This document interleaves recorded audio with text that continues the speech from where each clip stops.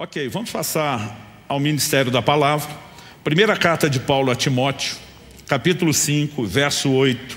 Esse texto vai ser o nosso ponto de partida. O que eu quero dividir com vocês hoje é aquele tipo de mensagem que a gente brinca e diz, isso é um clássico. De cada intervalo de alguns anos eu volto a tocar nesse assunto, preocupado não apenas em que os que são mais novos na igreja ouçam, mas mesmo aqueles que ao longo do tempo e da caminhada conosco já ouviram, que ouçam de novo.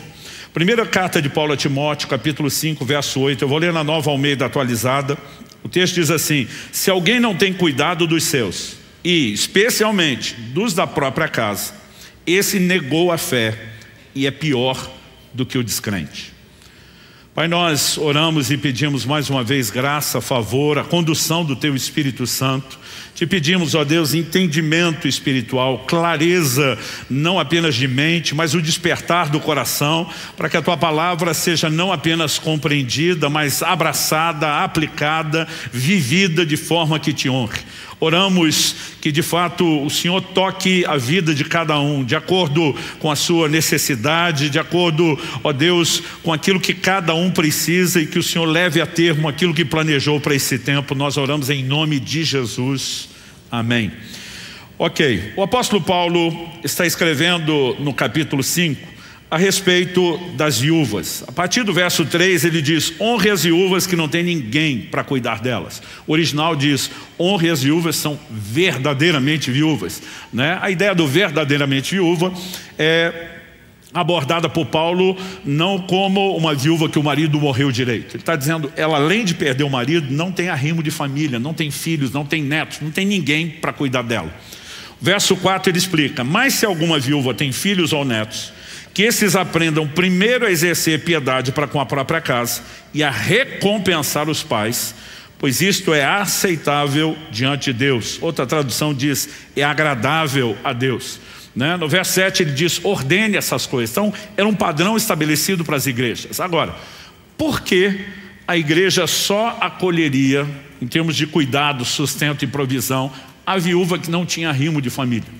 Porque Paulo está dizendo, a que tem filhos ou netos, esses têm que recompensar seus progenitores, assim como foram cuidados por eles na infância, na fase de dependência. Agora o quadro inverte e eles retribuem aquilo que receberam. É mandamento divino. Agora, na ausência de familiares que cuidassem da viúva, então a igreja, enquanto família da fé, entraria para suprir essa falta, mas não para substituir um princípio. E estou apresentando essa ideia porque quando no verso 8, que é o que nós queremos dedicar tempo, Paulo diz, se alguém não tem cuidado dos seus, não cuida dos seus.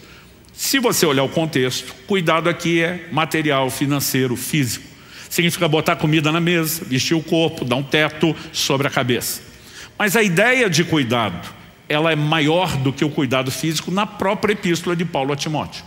Por exemplo, se você voltar 2 capítulos antes, no capítulo 3, o apóstolo Paulo está orientando a Timóteo, e ele diz que aquele que almeja o episcopado, ser bispo, ele almeja algo excelente, mas ele estabelece condições, qualificações. No verso 2 ele diz, é necessário pois que o bispo seja irrepreensível, esposo de uma só mulher. Vem uma série de características, e no 4 ele volta para o assunto da família, que governe bem a própria casa, criando os filhos sob disciplina com todo respeito. Pois se alguém não sabe governar a própria casa, como cuidará da igreja de Deus? Traduzindo, antes de ser pastor dos outros, o camarada tem que ser pastor da sua própria casa, né? Porque há um nível de cuidado diferente do cuidado material, né? Porque alguém pode ser um bom provedor, mas há um outro nível de cuidado que é o cuidado espiritual. Então a gente não pode limitar a ideia de cuidado nem só uma coisa, nem só outra. Se você ir além do contexto da epístola de Paulo a Timóteo e pensar na macrovisão bíblica, nós podemos incluir a ideia de cuidado emocional. E deixa eu dar um breve exemplo. O Evangelho de Lucas diz no capítulo 3 que Jesus tinha 30 anos de idade quando foi batizado publicamente por João Batista e inicia o seu ministério. O que está em linha com o que a Bíblia exigia do sacerdócio lá no Antigo Testamento, que começava aos 30 anos. Ou seja, homem feito, né? Uma linguagem mais nossa atual, marmanjo. Ou seja, não tem necessidades como uma criança que está em formação. Ainda assim o Pai Celestial faz uma declaração pública de apreço, de amor. Esse é meu filho amado em quem me comprazo. A declaração não era, gente, esse é o Messias, acreditem nele. Ele é o Salvador. Não é um respaldo ao ministério. O que Deus faz é uma declaração de apreço pelo Filho. Agora pense comigo, se Jesus já adulto, que cresceu sem as mazelas emocionais que muitos de nós crescemos, o pai entende que é importante que haja declaração de apreço, o que dizer das nossas casas, dos nossos filhos estão crescendo em formação? Então, quando você pega a lógica bíblica, existe cuidado espiritual, emocional, físico. Eu quero que a gente pense no combo completo e não limite isso a finanças, embora não possa, né, ser tirado do contexto. Mas quando Paulo diz, se alguém não cuida dos seus, e aí nós queremos ler qualquer nível de cuidado, o mais importante para mim não é só a diretriz dada, é a consequência. Se negligenciar cuidado, a Bíblia diz, negou a fé. A tradução mais antiga diz, renegou a fé. E é pior do que o descrente. A tradução só diz pior do que o incrédulo. Se nivelasse o incrédulo, a situação já não estaria nada boa. Mas quando coloca num patamar de pior que o descrente, a coisa realmente ficou feia. Então o que Deus está dizendo é que nós não podemos fazer uma dicotomia, separação de assuntos como a relação com Deus, a vida espiritual, a fé e do outro lado a família. Tem gente que na prática está tentando viver essa teologia. O cara mete o pé na família em casa, vai para a igreja adorar a Deus, como se fossem coisas completamente desconectadas. Eu quero te dizer, não são. A Bíblia diz, se você não cuidar da sua casa, o seu relacionamento familiar, suas negligências nessa área, vão afetar diretamente a sua fé, a sua relação com Deus. Isso é fato ao longo das Escrituras. No livro de Malaquias, por exemplo, no capítulo 2, no verso 13, o Senhor diz para a nação de Israel, vocês cobrem o meu altar com choro, com gemidos, com lágrimas, e eu não vos ouço.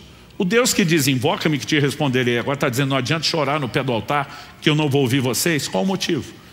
No verso seguinte, Malaquias 2,14, o Senhor diz, e vocês perguntam por quê? E aí Deus vai dar a razão. Ele diz assim, porque o Senhor foi testemunha da aliança entre ti e a mulher da tua mocidade, com a qual tu foste desleal. Deus está dizendo, camarada, você não honra a aliança do matrimônio, é infiel ao seu cônjuge, e acha que só porque chorou no pé do altar, eu vou fazer o que você quer? Traduzindo, Deus está dizendo, é ruim que eu vou atender a sua oração.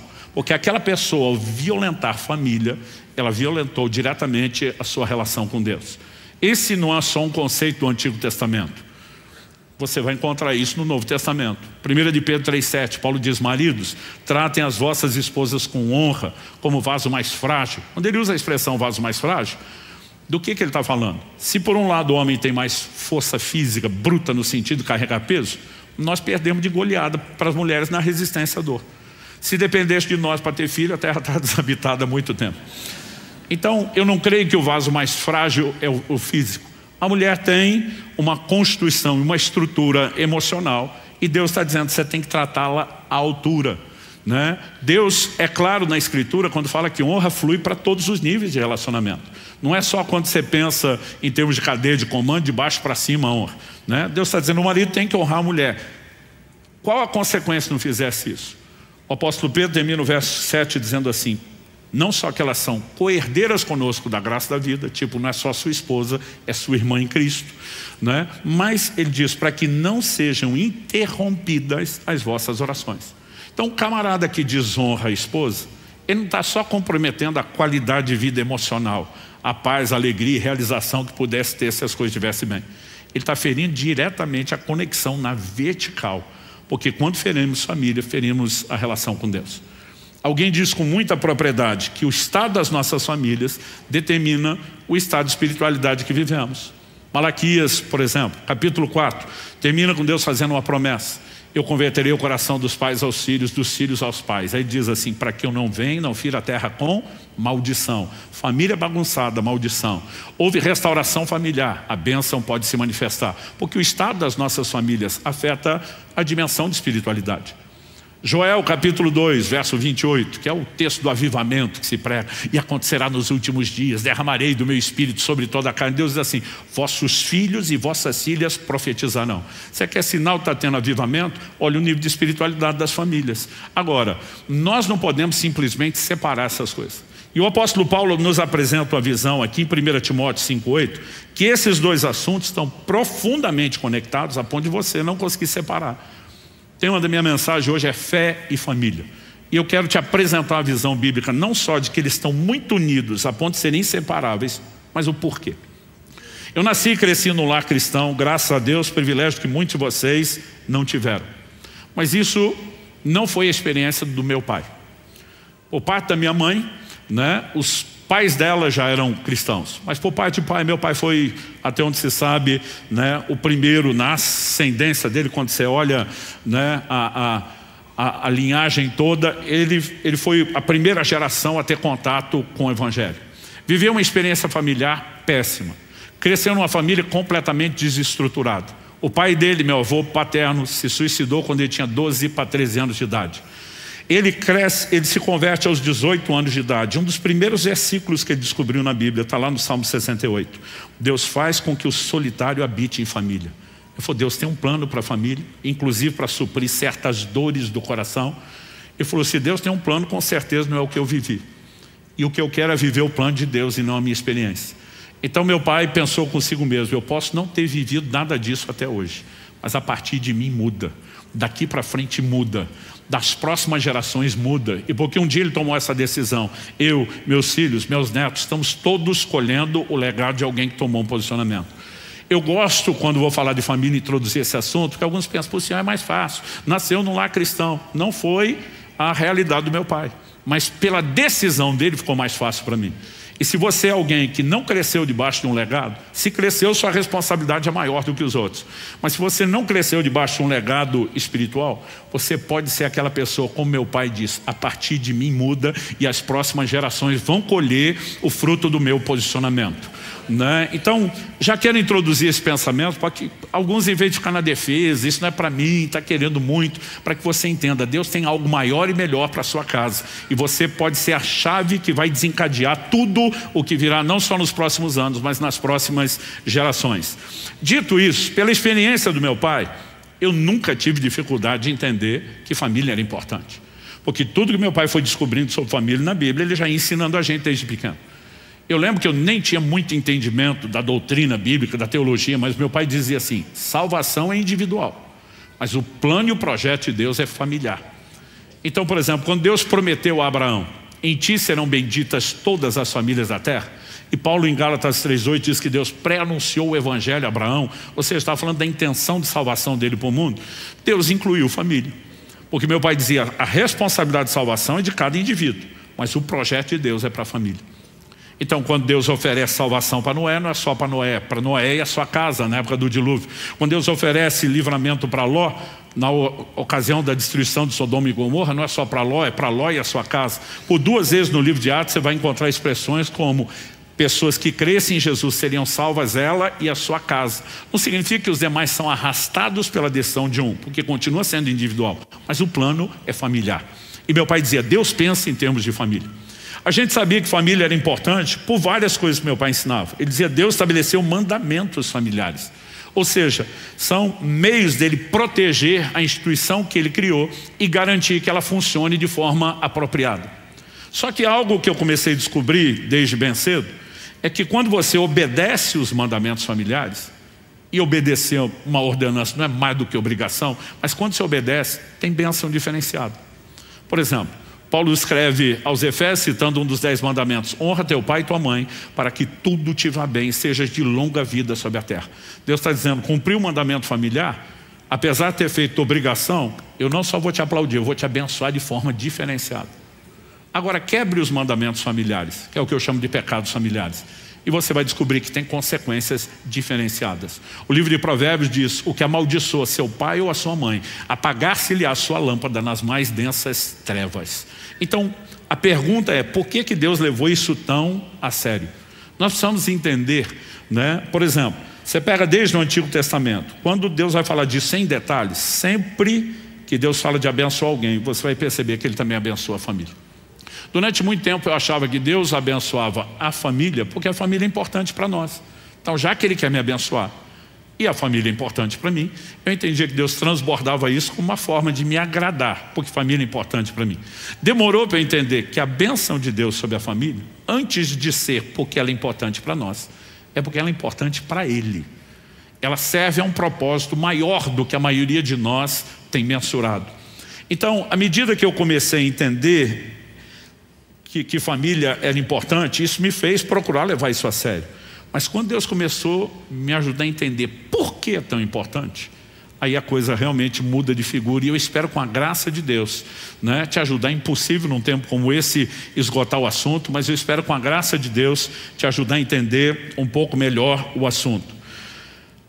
A construção desse entendimento começou anos atrás, quando Deus chamou a minha atenção para o fato de que Ele se revela através de figuras familiares. Isso é um padrão recorrente nas Escrituras. Então, por exemplo, quando Deus quis fazer a gente entender o nível de amor que Ele tem para conosco, para que Deus apelou? Amor de mãe, que é o mais sagrado, elevado, sacrificial nível de amor que alguém conhece. Isaías 49:15. Pode a mãe que amamenta seus filhos esquecer-se da criança que mama? Resposta implícita: não. Mas porque de vez em quando, é raro, mas pode aparecer em um lugar ou outro uma mãe desnaturada. Deus diz: mas ainda que essa se esqueça, eu não me esquecerei de vós. O que Ele está dizendo? Quando o amor de mãe falha, o meu continua, porque o meu é mais intenso, constante e profundo que o amor de uma mãe. Mas para tentar ajudar a entender, a gente compreender, Ele vai lá e apela para aquilo que está no entendimento coletivo. Mas quando Ele quer falar de provisão, cuidado, Ele apela para a figura do pai, porque isso é o peso que o chefe da família carrega. Então Jesus, no Sermão do Monte, pergunta: qual de vocês é o pai que, se o filho pedir pão, vai lhe dar uma pedra? Se pedir peixe, vai lhe dar serpente ou escorpião? É inevitável para mim lembrar, quando eu toco nesse assunto, um episódio em casa, que domingo era o dia de passar fome, quando a gente era criança.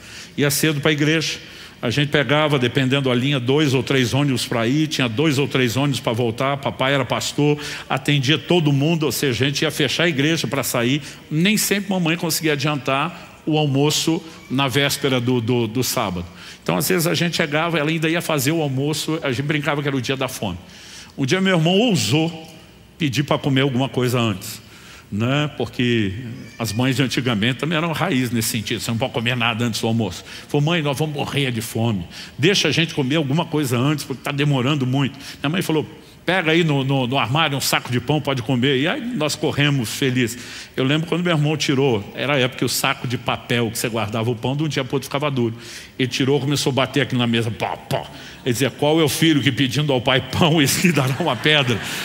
Até hoje, quando eu toco no assunto, se minha mãe está presente, ela levanta para justificar. Ela diz: eu não sabia, Mas Jesus diz: se vocês são maus, consegue cuidar dos filhos? Quanto mais, não há comparação, um contraste, o Pai Celestial não dará coisas boas àqueles que o pedirem. Mas para nos ajudar a entender a preocupação de cuidado e provisão, Ele usa a figura paterna.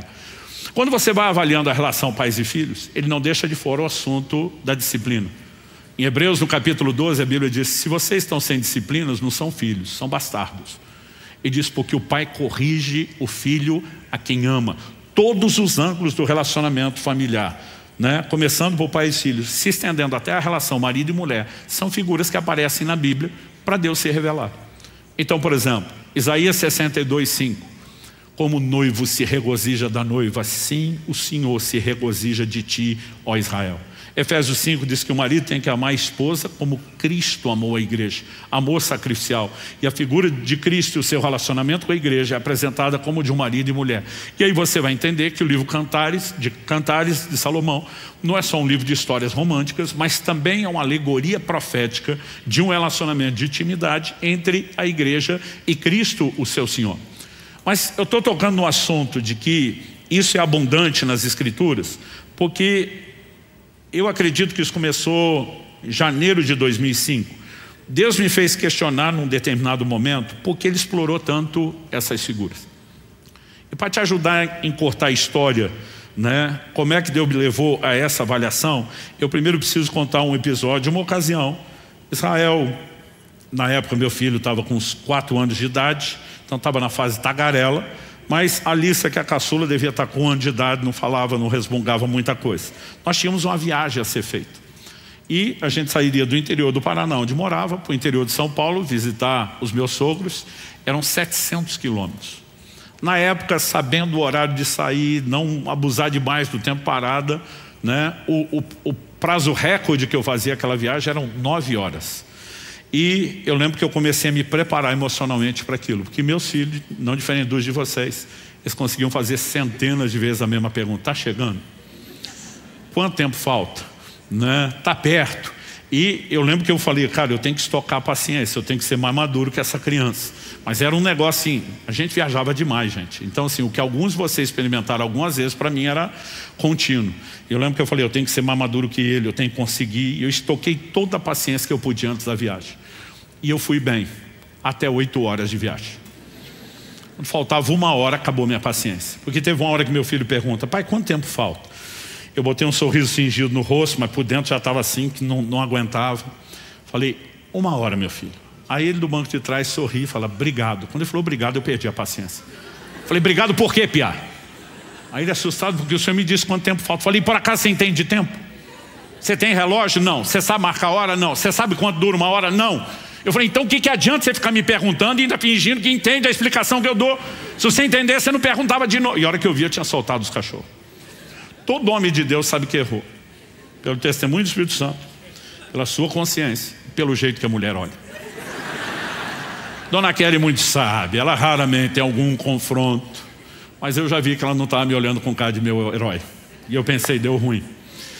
Mas não me arrependi. Porque eu pensei, deu ruim, mas pelo menos vou ter um pouco de paz. Naquele momento achava que justificava. Mas gente, pensa numa paz excessiva, virou um silêncio no carro. Que era um negócio, foi ficando constrangedor. E eu pensei, sabe quando você tem um arrependimento parcial? Pode ser que eu tenha me exagerado um pouco. Pode ser, mas não é aquela coisa de se admitir.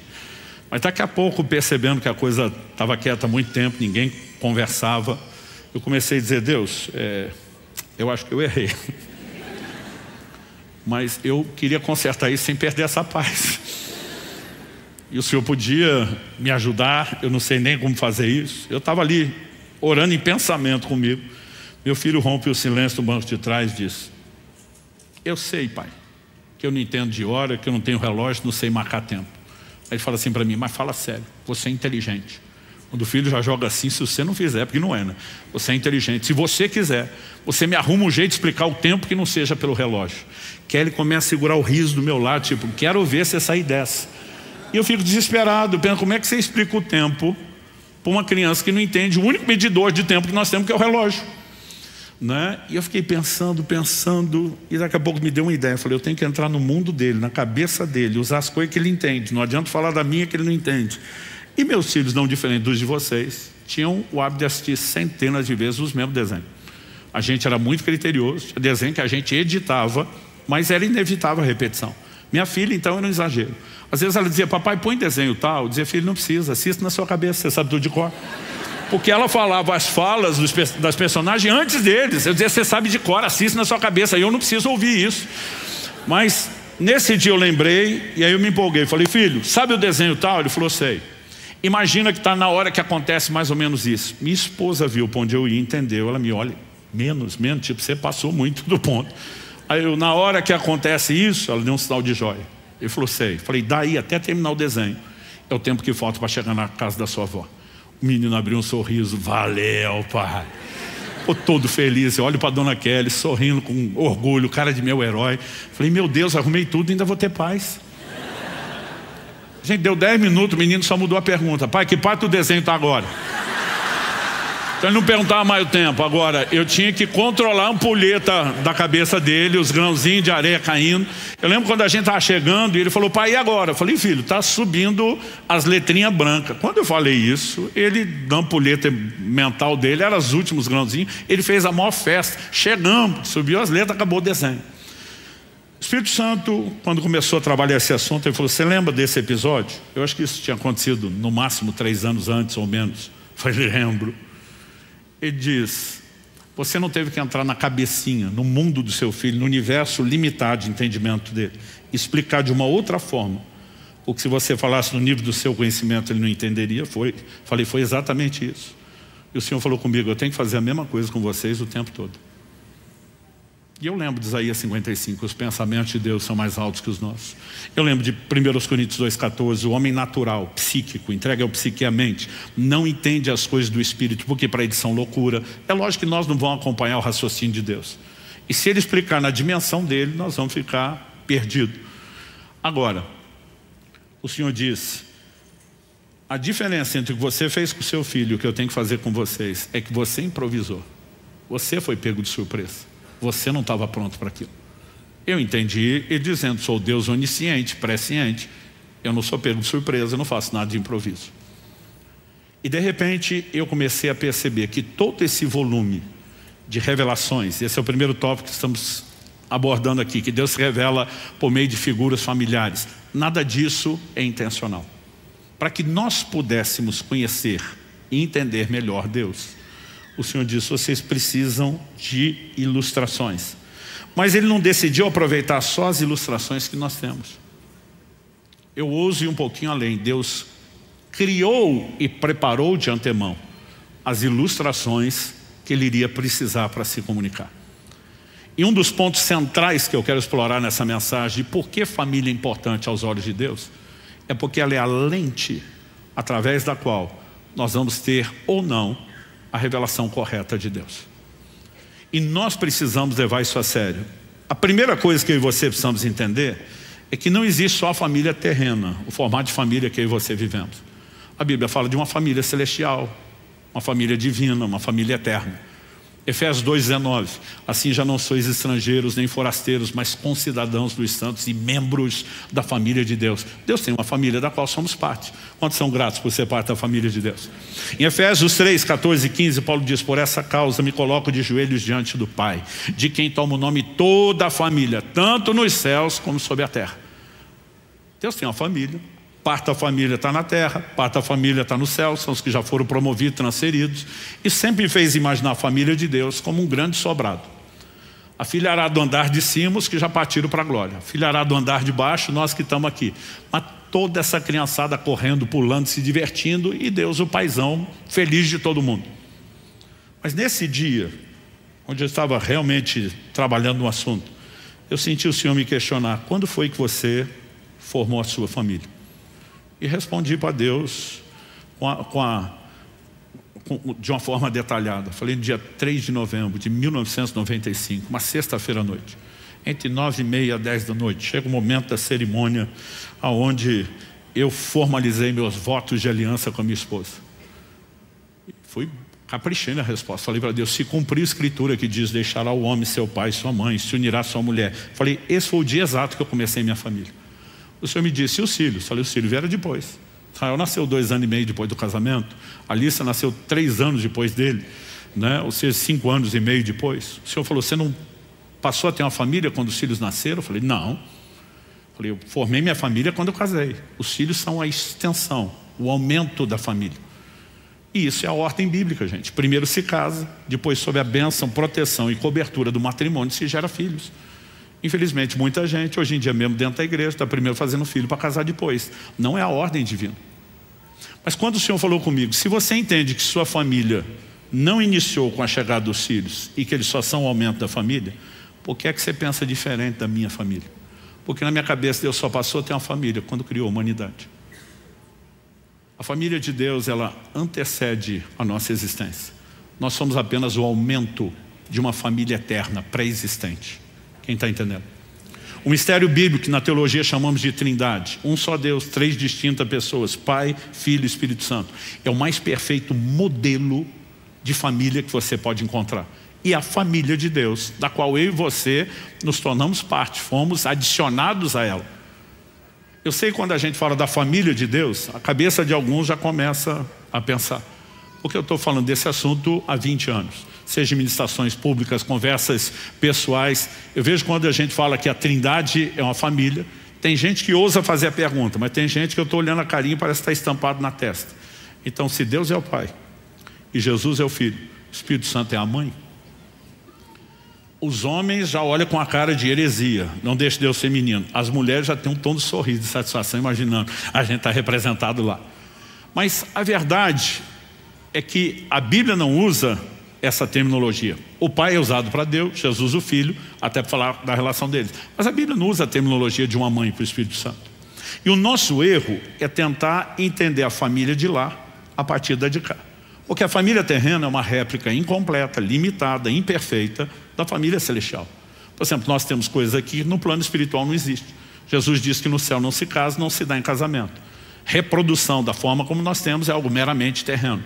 Então você não pode simplesmente pegar e tentar fazer uma análise inversa e jogar tudo para o lado de lá. Mas se você, a partir da ótica da família eterna, celestial, for avaliar a família terrena, você vai perceber que a mãe acumula funções que Deus deu na família terrena, que o Espírito Santo tem na família eterna. Quem é o responsável pela gestação da vida na família eterna? O Espírito Santo. Você olha a criação, Gênesis 1, o Espírito pairava sobre a face das águas e ele que se move debaixo do comando da criação. Quando o anjo Gabriel, o Evangelho de Lucas mostra, capítulo 1, na ocasião da anunciação a Maria, diz: descerá sobre ti o Espírito Santo e o poder do Altíssimo te envolverá com a sua sombra. E Maria responde: cumpra-se em mim segundo a sua palavra. Nós sabemos exatamente como Deus trabalhou para que houvesse a gestação, né, do próprio Jesus ali. Então, quem é a responsável pela gestação da vida na família terrena? A mãe. Quem é o responsável por consolo na família eterna? Deus é chamado de Deus de toda consolação. Jesus diz: vou mandar um outro consolador. A palavra outro é consolador tanto quanto. Então você não pode dizer que é só o Espírito Santo. Mas o Espírito Santo é repetidas vezes chamado de o Consolador. Porque, basicamente, quando você pega a divisão de tarefas, não significa que pai e filho não tenham consolo, mas quem executa isso é o Espírito Santo. Quem é a fonte de consolo na família terrena, gente? A mãe. Eu não sei o filho de vocês, os meus já choravam chamando a mãe. Mãe! Eu lembro de um dia que o Israel caiu, corri para acudir o menino, ele me driblou, correu para o colo da mãe. Eu fiquei todo sentido, porque às vezes os pais são mais maturos que os filhos. Falei para aquele: está certo isso não, eu que vi ele cair, eu que acudi primeiro. Por que é que o menino me dribla, me evita e vai para o seu colo? Kelly é um doce de pessoa, mas esse dia ela foi sarcástica. Ela disse: por que será? Como quem diz, vocês não entendem nada de consolo. Aliás, Kelly dizia, né, a criança cai, a primeira coisa que o pai faz é dar um sermão, né? Eu não te disse, eu não avisei, né? Ela falou assim: consolo não é a praia de vocês. Então normalmente, e os pais ainda ficam aborrecidos. Eu lembro de um cenário, gente, meu filho pulando no sofá. E eu estou pensando, eu sou da época que a gente não podia brincar no sofá da sala. O sofá era para uma tal de visita que nunca aparecia e você que morava na casa não podia usar. Então eu dizia: quando eu casar, tiver minha casa, eu faço o que eu quero no meu sofá, filho fala o que quer. Aí você cresce prometendo coisa que depois se arrepende. Agora meu filho está pulando no sofá, estou pensando quanto custa. E eu estou lembrando daquele dilema, eu estou lá, deixa que pule, mas daqui a pouco ele começa a pular de um sofá para o outro. Falei: campeão, se você quiser pular num só, está liberado. De um para o outro não. Por que não, papai? Eu falei: porque você vai cair, vai machucar. Não vou. Falei: filho, sabedoria milenar ensina que o pai está certo, o filho está errado. Eu sei de coisa, não vou cair. Falei: então pode pular. Fui para o posto de observação. Alguns dizem que é agora, não é? Só o posto de observação. E estou assistindo, pula de um sofá para o outro, do outro para um, de um para o outro, do outro para um. Em algum momento, na hora de pular, ele escorregou no impulso e caiu no vão entre os dois sofás. Tinha um tapete, mas a semelhança aqui do corredor não era muito felpudo, deve ter amaciado alguma coisa a queda, mas não muito. Ele já levanta chorando, segurando o braço, né? A mãe do menino, que estava bem mais longe do que eu, que estou na frente, teletransportou, passou na minha frente. Eu falei: como isso? Né? E aí começa todo o cenário de consolo, que para a cabeça do pai é um absurdo. A maioria de nós, os maridos, nós temos um elemento de seu Lunga dentro de nós. Tem nordestino aqui? Seu Lunga era uma lenda quando ainda estava vivo, cearense.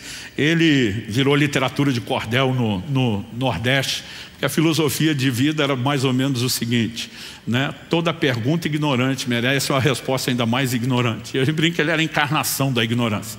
Uma vez ele foi comprar veneno para rato na agropecuária e diz a literatura de cordel, muito aumentado, inventado, que o funcionário perguntou: é para levar? Ele falou: não, espera que eu vou buscar o rato comer na sua mão. Diz que uma vez a mulher perguntou para o Lunga: quer leite? Ele disse: quero. Ela falou: leva no copo. Ele diz: não, joga no chão e puxa no rodo. Então essas são as histórias. E as mulheres vão concordar mais do que os maridos, que todo marido tem, o percentual muda, mas todo mundo tem um tanto de Lunga dentro de si. E aí a hora que minha esposa corre acudir o menino, ela está lá perguntando: o meu filho, o que aconteceu? Eu já estou. Aí ele falou assim: eu caí. É minha vontade de dizer: não, mergulhou, treinou, achando que era uma piscina. Todo mundo sabe que caiu, mas a mãe pergunta e deixa a criança dar a versão dela. Aí vem a próxima pergunta: e machucou? É vontade de dizer: não, está chorando de treino, para quando precisar, ficou bom, porque treinou. Mas eu estou ali: não fala, miserável do Lunga, fica quieto, não peca, não peca. E eu estou me segurando. Aí ele, sim. Aí a mãe chega no limite. Aonde? O menino está segurando o braço o tempo todo. Aonde machucou? Aqui. Minha avó está dizendo, não, está segurando o braço só para ele não cair do corpo.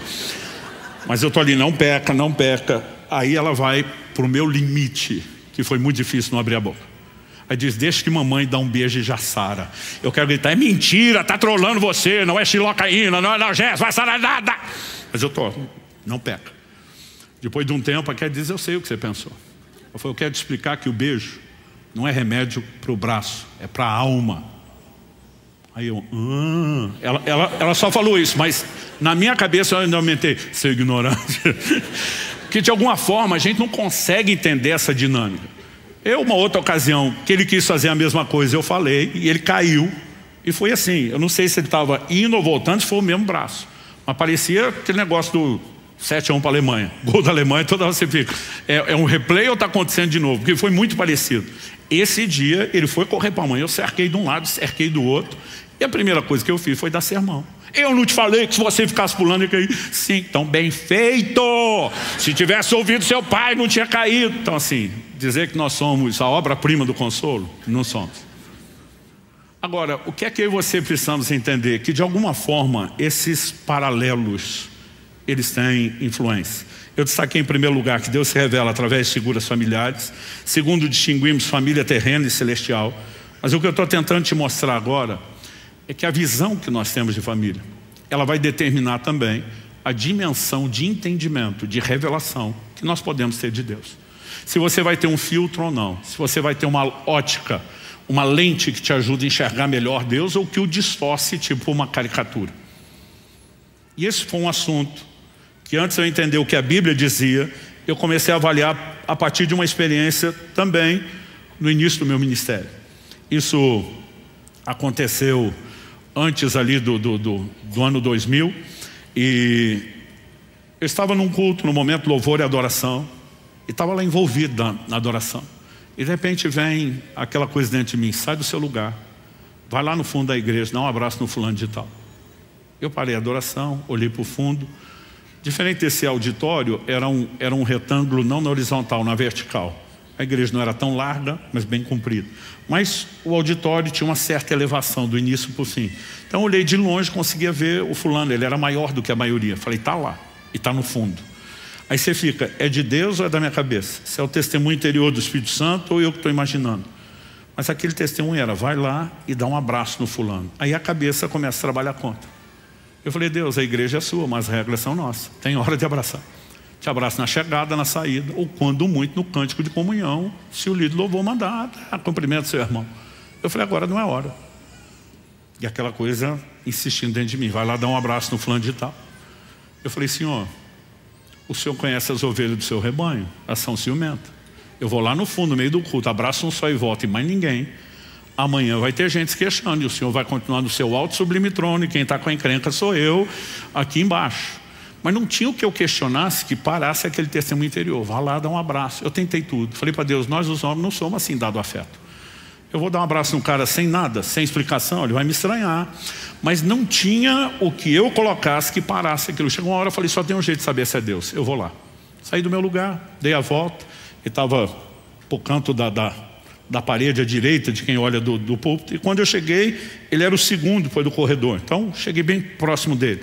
Todo mundo adorando, mas ele de olho fechado parecia estar orando. Porque o movimento, a leitura labial que eu fazia da boca dele não batia com a música. Sabe, tipo novela mexicana? A dublagem não encaixa. Aí eu fiquei olhando e falei, deve estar orando. Daqui a pouco me pareceu, na minha limitada leitura labial, que ele falou um amém e parou. Aí eu pensei, minha deixa, cutuquei. Quando ele abriu os olhos e me viu, já levou um susto. Falei, pode parecer estranho, fui me explicando. Mas Deus mandou aqui para te dar um abraço. E já que estava, dei um abraço. Na época a gente chamava de um abraço gordo, né? Dei um abraço nele. Eu não sei se você já teve a experiência, mas o abraço virou unilateral. Porque eu terminei meu abraço, ele não terminava o dele, ele não me largava. Esse cara começou a chorar, não só chorar. Ele urrava, ele gritava, não é só que soluçava alto. A cena foi um escândalo. Eu que queria que a manobra fosse rápida e discreta, para evitar problema com o outro. Agora está todo mundo olhando. E eu estou ali, tipo, é ele, não sou eu. Mas assim, Eu terminava meu abraço e não terminava o dele. Eu dava mais um, ele não terminava, eu dava mais um, não terminava. Não me largava, não parava de chorar e gritar. Foi um negocinho que eu não conseguia entender o que estava acontecendo. Quando finalmente ele me largou, se recompôs um pouco, eu fiquei ali do lado esperando. Eu falei, tá tudo bem? Ele falou, tá. Eu falei, o que aconteceu? O senhor não faz ideia. Quase que o Lunga dentro de mim diz, é por isso que eu estou lhe perguntando. Eu falei, me ajuda a entender, querido, o que houve. Ele falou, pastor, o senhor já sabe, de uma conversa que nós tivemos, a dificuldade que eu tenho com o tanto que vocês chamam Deus de pai na igreja. Paizão, paizinho, papai, para cá, para lá, né? Mas esse dia ele abriu o coração do jeito como nunca antes. Ele falou, eu sempre tive dificuldade com isso. Hoje eu estava no louvor e adoração. Ele falou, pastor, eu estava aproveitando, estava lá nas galáxias. De repente o líder do louvor falou, sobe agora no colo do papai. Ele falou, aí estragou tudo. Eu voltei das galáxias na velocidade da luz, foi um balde d'água fria, me estragou tudo. Ele falou, e eu assustei com a minha reação. E eu mesmo comecei a dizer, Deus, se é importante entender como pai, eu quero. Mas o problema é que eu te olho através da lente do pai que eu tive. Eu falei, já estava pensando até você falar isso, que você não teve pai. Ele falou, não, eu tive um pai. Ele botou comida na mesa, vestiu o corpo, deu um teto sobre a cabeça e nada mais do que isso. Ele falou, eu comecei a dizer para Deus, então eu preciso entender o pai que você é e não o meu.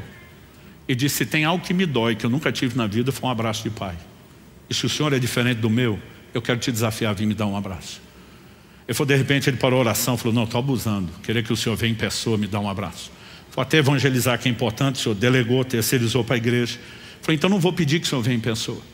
Mas se o senhor mandar alguém, como representante seu, que diga ter sido enviado por você para me dar um abraço, eu vou entender isso como um sinal de que eu preciso compreender melhor a sua paternidade. Na hora que ele terminou a oração, eu estava cutucando ele, ele ainda falou assim, não sei como você chegou tão depressa. Eu falei, não sou The Flash não, filho. Eu falei, você não sabe o trabalho que eu dei para Deus até chegar aqui. Significa que o Deus que sabia que você ia orar, já começou a desprogramar minha resistência antes, para na hora que você terminasse de orar, eu estivesse aí. Eu não sei você, mas eu fico animado de pensar que Deus sabe o que você ainda vai precisar e que Ele se antecipa a isso. Mas ele falou, pastor, só o abraço já teria sido o sinal que eu precisava. Mas eu não sei te explicar o que aconteceu na hora do abraço. Ele falou, parece que uma mão entrou dentro de mim e começou a puxar raízes. Ele falou, deixa eu te explicar, porque eu cresci na roça, eu quero puxar raiz. Tem raiz de arbusto que é difícil você puxar na mão. Dependendo do tamanho do arbusto, a gente apela para o trator. Porque dependendo do tipo de vegetação, a raiz se espalha muito e não tem braço que aguente puxar isso.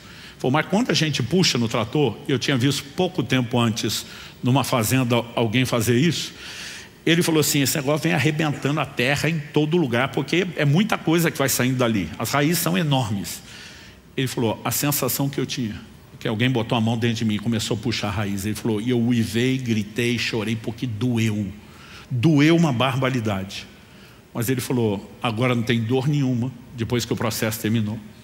Ele falou, e pensar em Deus como pai se tornou algo completamente diferente. A partir desse momento, Deus começou a me fazer perceber nas Escrituras que Deus preenche lacunas familiares. Então vamos lá, Salmo 27:10, Davi diz, ainda que meu pai e minha mãe me desamparem. São os últimos níveis de relacionamento familiar que pode te abandonar. Ele falou, ainda que meu pai e minha mãe me desamparem, o Senhor me acolherá. O que ele está dizendo? Que quando a família terrena falha, a celestial não vai falhar. Salmo 68:5, que tocou muito meu pai. Deus se revela como pai dos órfãos. Ele também se posiciona como marido das viúvas. Ele está dizendo aquelas lacunas do que você não teve ou perdeu, eu estou disposto a preencher. Agora a pergunta é por que Deus quer preencher? Ele não vai preencher no nível do relacionamento humano que nós precisamos. Porque embora Deus diga que Ele é o pai com o órfão, não vai chutar bola com essa criança. Então Ele vai preencher num outro nível uma falta que não será preenchida. Qual é a dinâmica por trás disso? Se nós entendemos por que família é importante para Deus, porque ela é um filtro da revelação de Deus, é a lente que determina isso, nós precisamos entender que o que Deus está tentando produzir depois não é a restauração familiar, é a restauração da visão familiar.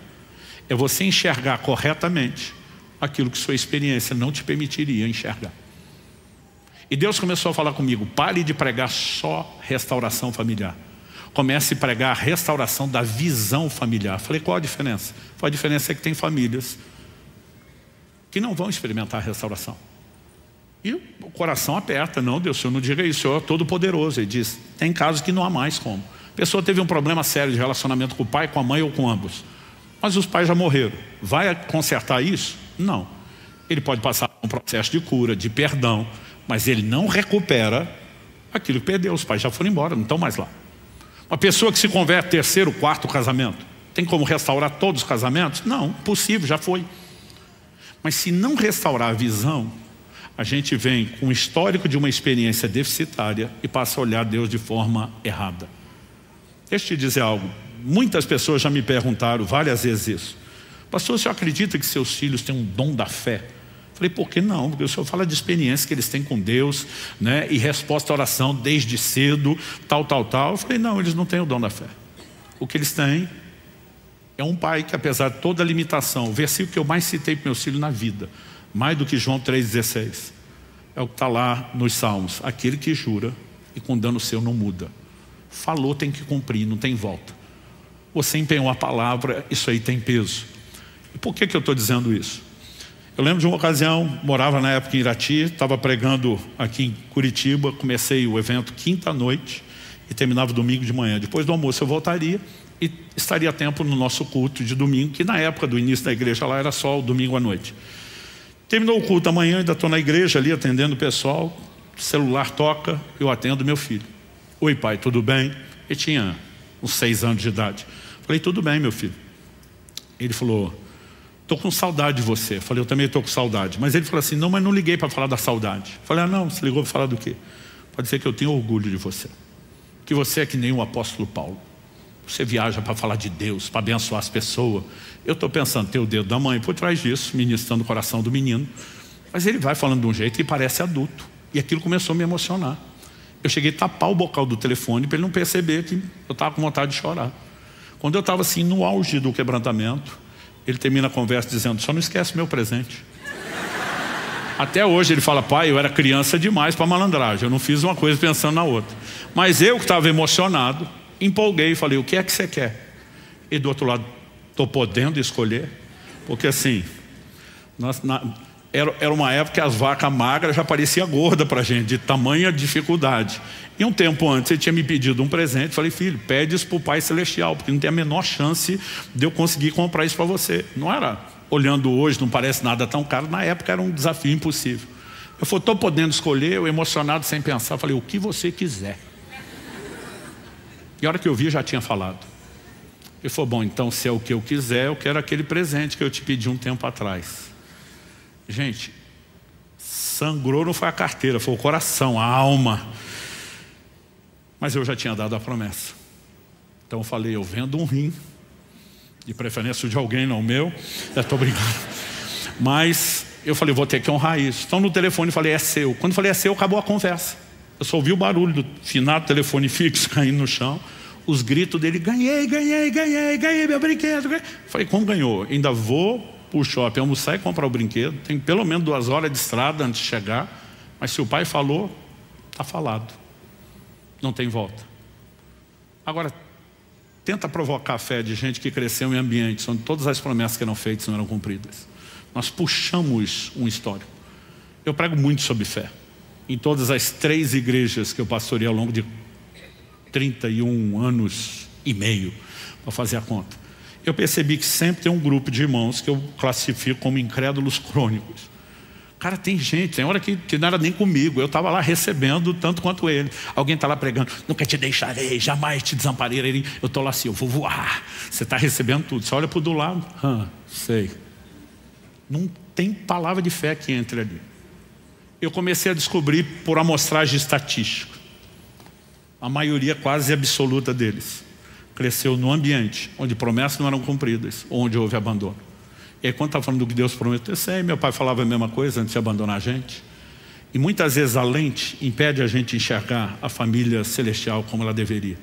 É por isso que a visão precisa ser restaurada. Pastor, como restaurar essa visão? Salmo 19:7 diz, a lei do Senhor é perfeita e restaura a alma. Deus falou comigo anos atrás, pare de pregar casamento só para os casados, pare de pregar criação de filhos só para os que são pais. Todo mundo tem que entender tudo o que a minha palavra diz sobre família. Porque há elementos que talvez não seja aplicado no âmbito da família terrena. A pessoa que decidiu viver solteira, não casar, não ter filhos, na prática ele não precisa daquilo. Mas quando você fala da vida espiritual, discipulado, de entendimento, ele precisa entender esses parâmetros por causa da relação com Deus. Então assim, a maioria dos crentes que a gente botava na classificação barraqueiro dentro da igreja, se mexe na história, crescendo em famílias onde a coisa era tratada dessa forma. E a gente simplesmente transporta o convívio familiar para a família da fé do jeito que veio.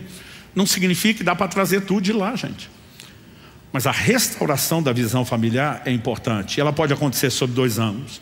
Primeiro, Deus preenchendo as nossas lacunas, nos ajudando a viver restauração daquilo que precisamos, como foi o caso do Ciro, esse irmão que eu mencionei lá do abraço, né? Ou muitas vezes nos levando a estabelecer consertos.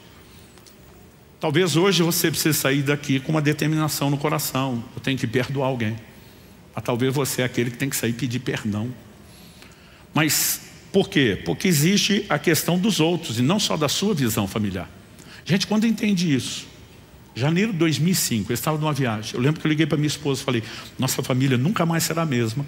Nossa igreja, nosso ministério com famílias nunca mais será o mesmo. Por quê? A compreensão dessas coisas me trouxe um peso de responsabilidade. Porque eu entendi que o tipo de pai e marido que eu seria formaria a visão de Deus que os meus filhos teriam. Então eu falei: como é que eu posso ser alguém que promete e não cumpre? Como é que eles vão olhar para Deus? Como é que eu posso ser alguém injusto? Como é que eles vão olhar para Deus? E de repente você percebe que isso não vai trazer só bênção no sentido de uma família feliz, um lugar emocionalmente saudável, mas muito mais do que isso. Um ambiente onde a revelação de Deus vai crescendo e sendo amplificada. Isso significa o quê? Que a gente precisa não apenas buscar restauração das nossas experiências. Gente, família é o ambiente das nossas maiores dores. Por quê? Porque decepção é proporcional à expectativa.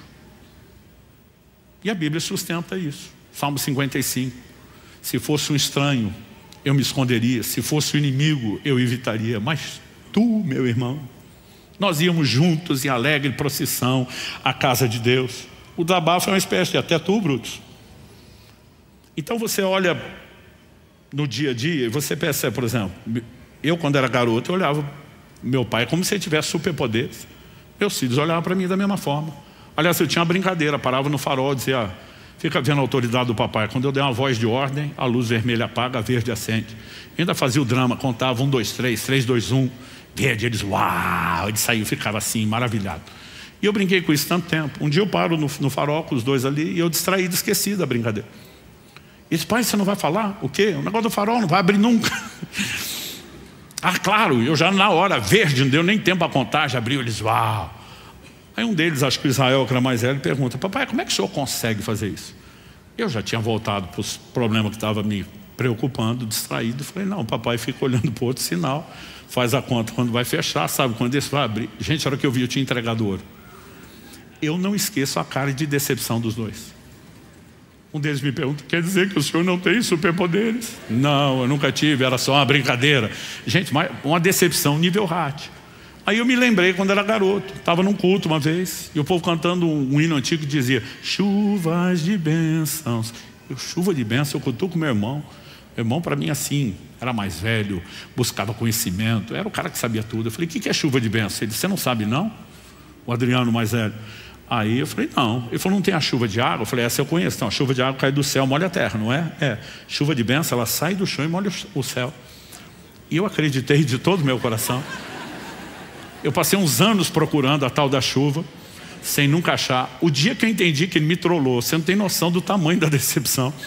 Porque decepção é proporcional à expectativa. E a gente cresce num ambiente. Por que temos tamanha crise na adolescência? Porque os filhos vão chegando num lugar de entendimento e dizem: papai e mamãe são super-herói, coisa nenhuma, tem superpoderes, nada. E se a gente eles descobriram as criptonitas. Então começa um processo de decepção que gera choque. E se você não tiver uma plataforma para construir respeito a partir de um relacionamento correto, saudável, você vai ter problema no relacionamento. Então, por conta disso, as dores familiares talvez são as dores mais fortes que nós carregamos. E nós precisamos nos submeter a um processo de restauração. Tem muita gente enroscada no relacionamento paterno. Porque estatisticamente o índice de abandono ou falta de presença dos pais é absurdo. Mas eu comecei a descobrir por amostragem estatística que quase todo mundo teve problema sério de relacionamento com a mãe. Tem problema quando a gente começa a falar do Espírito Santo. De alguma forma ele não percebe que inconsciente ele quer desconectar daquilo e diz isso não. E se nós não sararmos essas coisas, nossa compreensão de Deus e a experiência com Ele será limitada. Mas se sararmos, além de melhorarmos o relacionamento com Deus, vamos viver algo melhor dentro da família. Por que o diabo luta tanto contra a família? Alguém diz que você pode descobrir o quanto algo é importante para Deus pelo tanto que o diabo luta contra. Se você me perguntar, pureza sexual é importante? Falei, olha o mundo à sua volta e você vai ver o grande esforço do inferno para comprometer isso. É lógico que é importante. E família, uma das coisas mais atacadas, né, ao longo das sociedades, da existência do tempo, gente. Não é só uma questão da modernidade. O que a Bíblia diz é que no tempo do fim os homens iriam de mal a pior. Porque a gente está se aperfeiçoando em piorar. Mas o que nós vivemos hoje não é necessariamente novidade. E se nós não tivermos essa compreensão, porque tem crente que ele acha que ele é o centro do universo. Não, o diabo existe para me atazanar. Não, antes de você ele estava aqui, depois de você ele continua aí, e ele não tem nada pessoal com você. O que ele quer é se opor aos planos de Deus. Então, o diabo não existe para estragar a sua família. O que ele quer quando ataca a sua família é bagunçar a sua compreensão de Deus, ou a compreensão dos demais familiares de Deus. Esse é o grande alvo dele. E eu e você precisamos entender que nós podemos salvaguardar algo precioso, que é a nossa forma de entender Deus, e ainda viver as consequências de uma família abençoada, entendendo que isso é algo sério e negociável no Evangelho. Nós não podemos achar que tratar a família de forma correta seja opcional dentro do Evangelho. A Bíblia diz, se você não cuida dos seus, você está metendo o pé na fé, você está renegando a fé, você se tornou pior do que um incrédulo. Ou nós vivemos família, ou a gente não pode dizer que é discípulo de Jesus.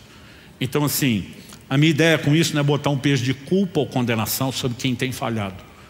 É te ajudar a dar um chacoalhão para que você conserte a partir de agora. Para aqueles que já vêm se empenhando em fazer a coisa correta, que você possa se dedicar a buscar a ajuda de Deus, a graça do Senhor, o auxílio do Espírito Santo para fazer cada vez melhor. E aí nós vamos poder ter os nossos principais valores, relação com Deus, vida espiritual e familiar em alto nível. Você recebe essa palavra em nome de Jesus? Vamos ficar em pé para parecer que está acabando.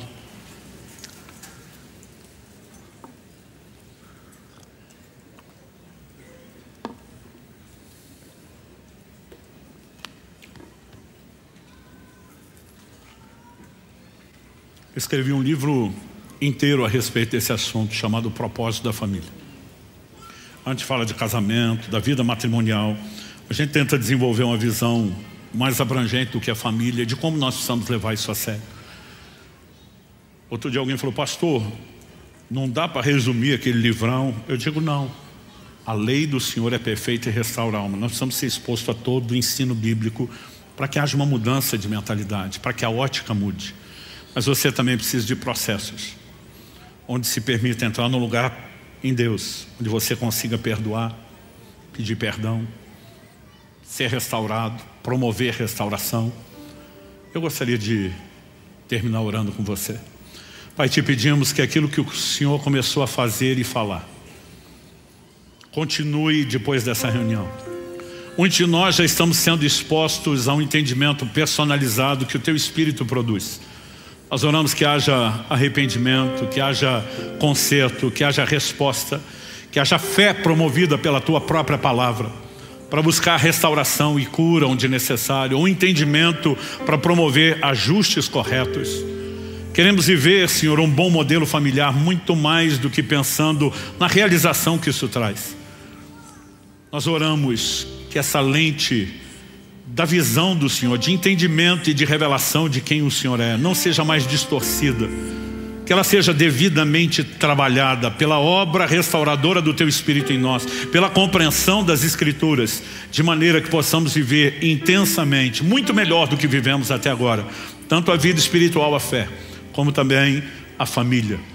Queremos abençoar cada um dos nossos irmãos e irmãs, pedir que o Senhor os conduza na aplicação prática desse entendimento, nos ajustes necessários, e que, ó Deus, haja temor nos nossos corações para não brincar com um assunto tão sério, tão sensível e que merece tanto da nossa atenção e respeito.